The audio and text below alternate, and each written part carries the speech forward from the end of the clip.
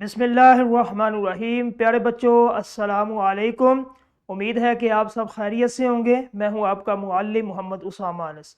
बच्चों, आज का हमारा बी लिफ्ट है 5वां, जिसका तसलसल यकीनन आपने कर लिया है। और आज का हमारा काम हासिल ताल्लुम के वाहिद जमा अरबी कवायद के मुताबिक और जमुल जमा को पहचान सके और इस्तेमाल कर सके। ठीक है, तो चलते हैं अपने सबक की तरफ। सबसे पहले हमने देखना है कि वाहिद किसे कहते हैं।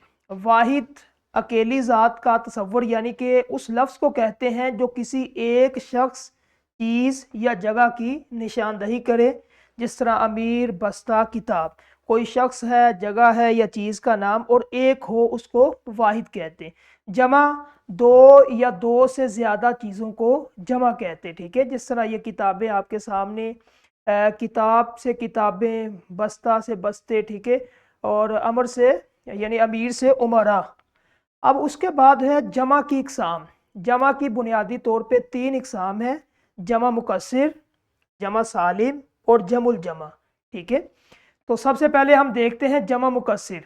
जमा मुकस्सिर वो जमा जिसमें वाहिद की असल शक्ल में तब्दीली आ जाए, यानी कि असल शक्ल जो मादा है, जो उसका असल मादा, यानी कि जिस तरह एक किताब है, इसका असल मादा है काफ, ता और बे।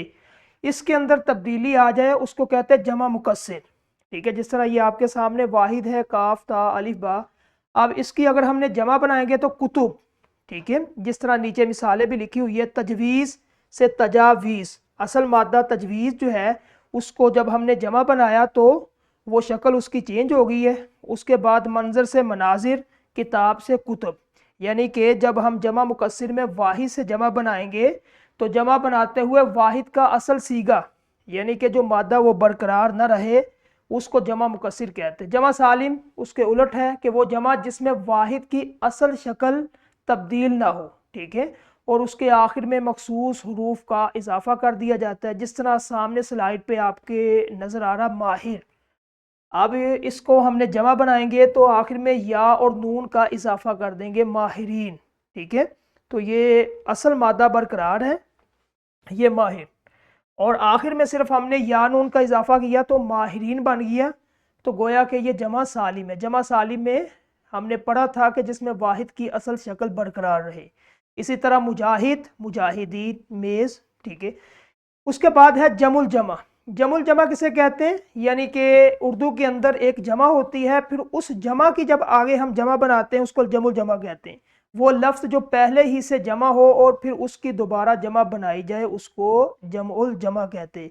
वाहिद हमारे पास रस्म है। ठीक है, उसकी जमा बनाएंगे रसूम, फिर रसूम की जब आगे हम जमा बनाएंगे रसूमात, तो ये क्या होगा, जमुल जमा, यानी कि जमा की जमा। ठीक है, अब ये लेक्चर का एक खाका, इसको देख लें कि जमा मुकस्सिर, जमा सालिम, जमुल जमा।